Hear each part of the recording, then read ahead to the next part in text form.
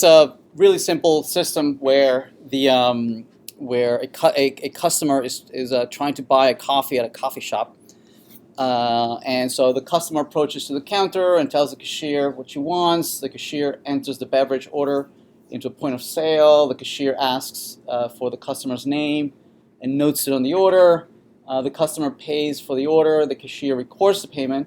The cashier communicates the order details to the barista. The barista prepares the beverage. Notice that there's quite a few actors here, right? We have the cashier communicating with the customer, and then the cashier also interacting with the barista. The barista at the end, when they complete the order, they call the name of the customer to pick up their beverage, and then the customer then picks up the beverage and walks away. So this is one particular use case in a narrative.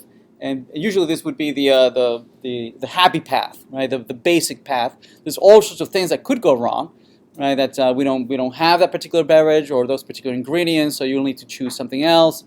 Your form of payments is not accepted. The barista might give you the wrong beverage that was intended for someone else. Folks might have the same name. I mean, there's all sorts of things that could go wrong, right? And all those would be captured elsewhere in the variations of this, right?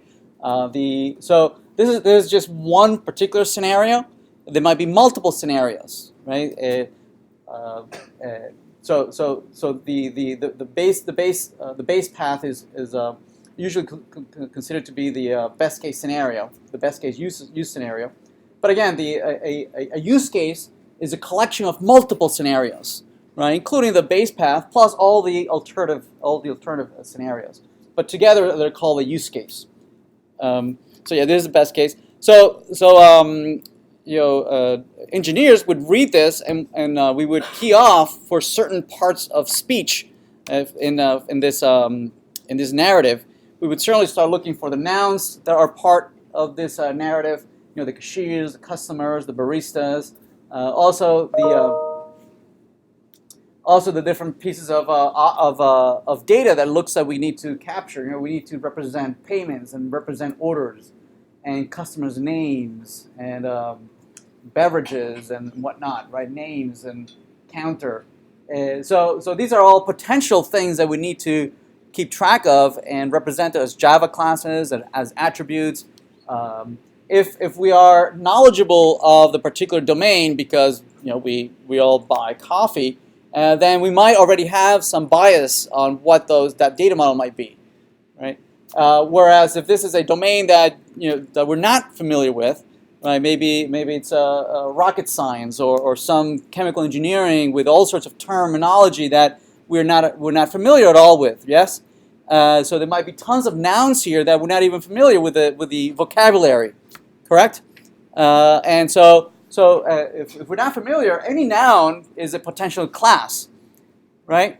We wouldn't know that, for instance, a name is part of customer, right? Although because we understand the domain, we know that a name obviously is an attribute of a customer, right? That name is not a Java class; it's just a field inside of a class. Make sense? But the less you know about a domain, the more you would not know what the relationships are between the different nouns, right? Somebody would have to explain it to you and say that no, I don't want a Java class for this particular noun. This noun is actually describing some other noun, right? So the more you know about the domain knowledge, the more you can decide whether certain things are attributes or certain things are Java classes.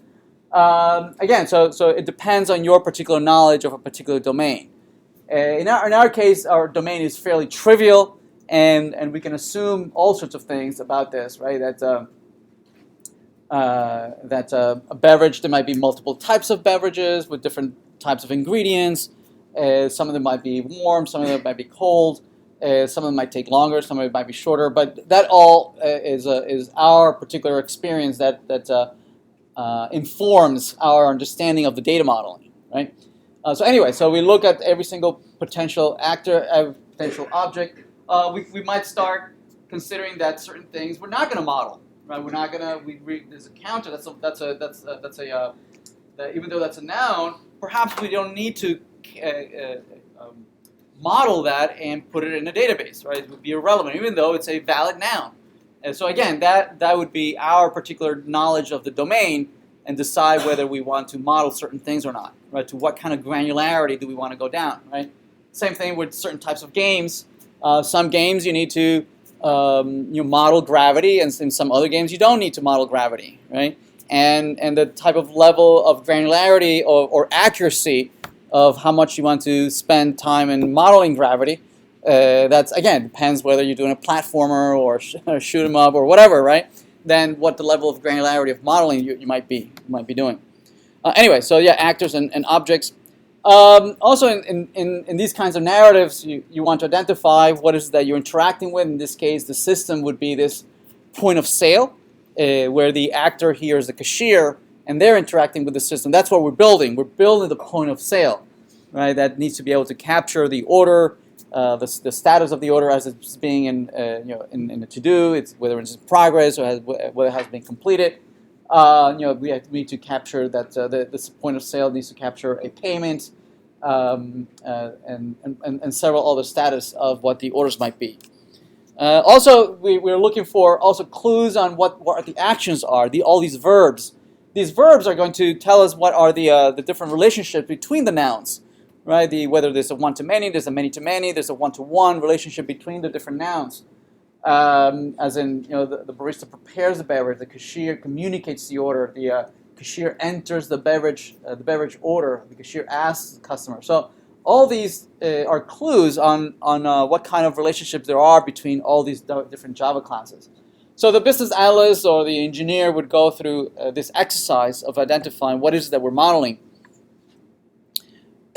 Also some events that might need to occur that would transition the system from one status to another. For instance, the upon completion, right, perhaps moves the status of an order, right, from in progress to having been completed or delivered, right?